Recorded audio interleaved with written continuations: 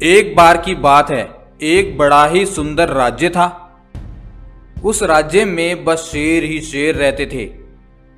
वह सभी शेर सोने के बने थे। उनका राजा एक विशाल गोल्डन लायन था।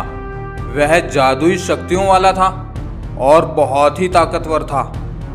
उसकी ताकत इतनी थी कि उसका कोई मुकाबला नहीं कर पाता था।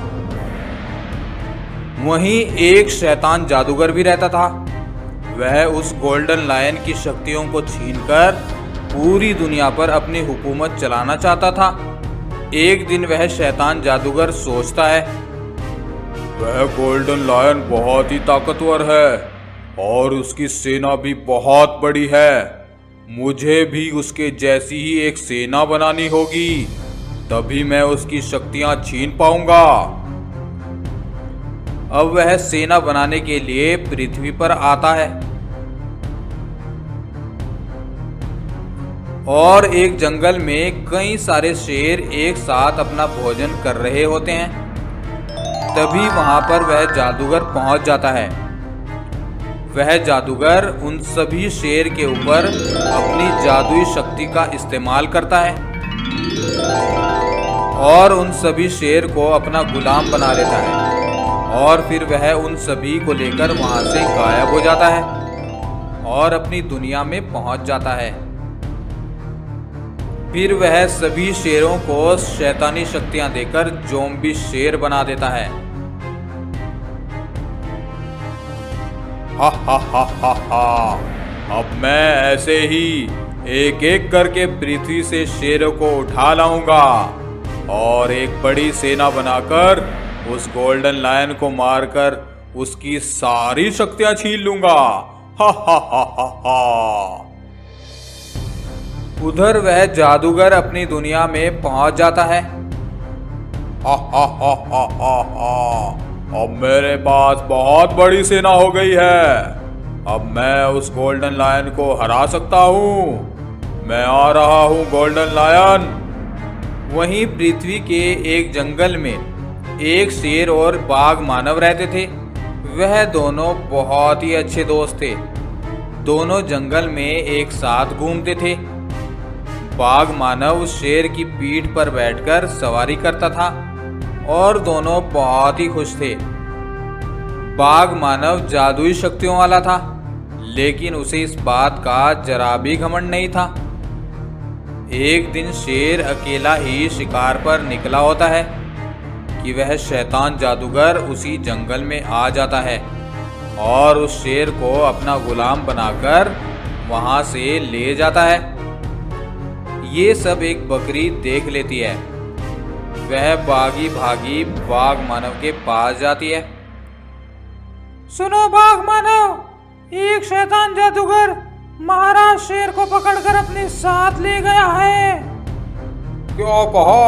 उस जादूगर की इतनी हिम्मत कि वह मेरे दोस्त शेर को पकड़कर ले गया। मैं उसे जिंदा नहीं छोड़ूंगा।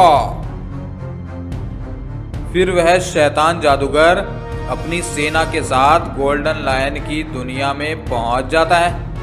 गोल्डन लायन और शैतान जादूगर की सेना आमने सामने आ जाती है।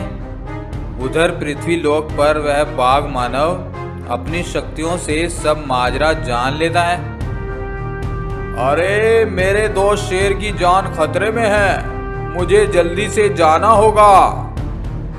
उधर गोल्डन लायन और शैतान जादूगर की सेना में लड़ाई होने लगती है।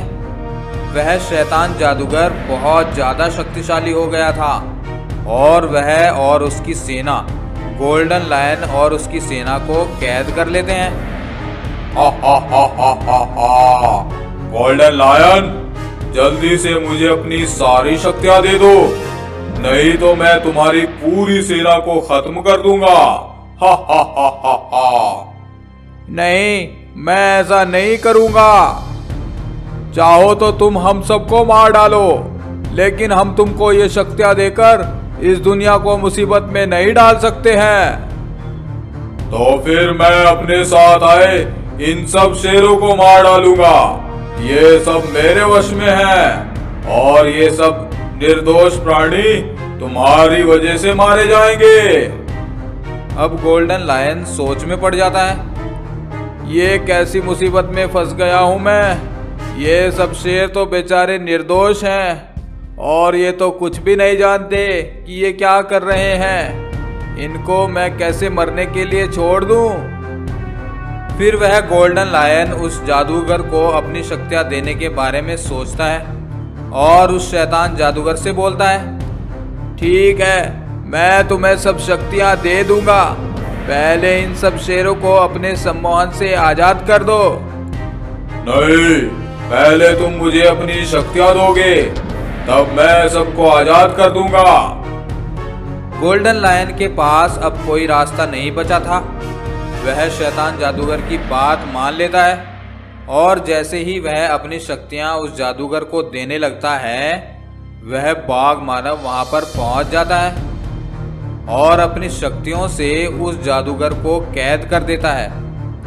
उसके कैद होते ही सभी शेर उसके सम्मोहन से आज़ाद हो जाते हैं और गोल्डन लायन और उसकी सेना को भी वह बाघ मानव आज़ाद कर देता है।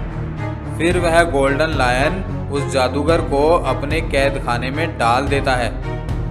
गोल्डन लायन और सभी गोल्डन शेर मिलकर बाघ मानव का धन्यवाद करते हैं और फिर बाघ मानव अपने दोस्त शेर और बाकी सभी शेरों को लेकर वहां से वापस पृथ्वी पर आ जाता है।